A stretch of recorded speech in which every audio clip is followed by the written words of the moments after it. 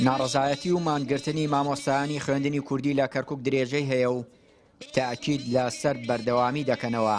ئەوان لە بەیاننامەکەیاندا جگە لە بەڵێنی بەردەوامی ناڕەزایەتیەکان داوا دەکەن موچەکانیان بە بانکی بکرێت و ڕاژەکانیان بگوازرێتەوە سەر ناوەند.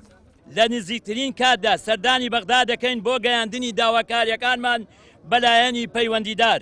سێم، مامۆستایان بە پێدانی تەنها موچەیەک بێدەنگ نابن و بەردەوام دەبن لەو خەباتەی دەستمان داوێتێ بۆ بەدەستێنانی موچە زەوتکراوەکانمان. چوارەم، تەوتینکردنی موچە بە پێی بڕیارەکانی دادگای فدرالی. پێنجەم، گواستنەوەی ڕاژەکانمان بۆ سەر ناوەند. مامۆستایانی خوێندنی کوردی بە مافی خۆیانی دەزانن موچە و شایستەدارایەکانیان لە سەر ناوەند بێت. نوێنەری مامۆستایانی خوێندنی کوردی شوردەکاری هەوڵەکانیان بۆ بەبانکێکردنی موچەکانیان دەخاتە ڕوو. ئێمە زۆرمان پێ ناخۆشە بەڕاستی مامۆستا چەوسانەوە یعنی شتێکە بەهایەکی زۆر ناشرینە لە کۆمەلگا بێ چونکە کۆمەلگا بە مامۆستاوە جوانە.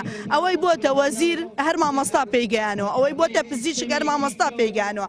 مامۆستا نەبوو کە خوێندن نەبوو لە وڵاتێکە کەواتە وڵاتەکە وێرانەیە. هیوادارم پەیامەکەمان بگاتە حکوومەتی هەرێم کە لەم کۆیلایەتیە دەرمانکەن. بەڕاستی ئێمە پابەندمونمان بەنەتەوەی خۆمانەوە هەیە وەکو کورد سلمانمان کە ئەم جارش کە هەڵبژاردن کرا سلمانمان کە کەرکووک کوردیە بەڵام کە ئاوهامان لێ ئەەکەن یعنی بەڕاستی شتێکی زۆر ناخۆشە. آخر محاولەی ئێمە ئەو بوو کە لەسەر داخوازی پارێزگای کەرکووک سەردانمان کرد. لە سەردانەکە ئەو کتابانەی پیشانماندا کە لەسەر داوای ئێمە کتابێکمان کرد بۆ پارێزگاش کتابەکەی ئاراستەی ئەنجومەنی وەزیران و وەزارەتی پەروەردەی عێراق کردووە. وەزارەتی پەروەردەی عێراقیش کتابەکەی ئاراستەی وەزارەتی دارایی کردووە. هەر جەنابیان فەرموویان کە ئێمە لیژنەیەک دانین لە خۆتان سەردانی بەغا بکەن بۆ بە دواداچوونی ئەو پرسە بزانین گەیشتووە بەکوێ.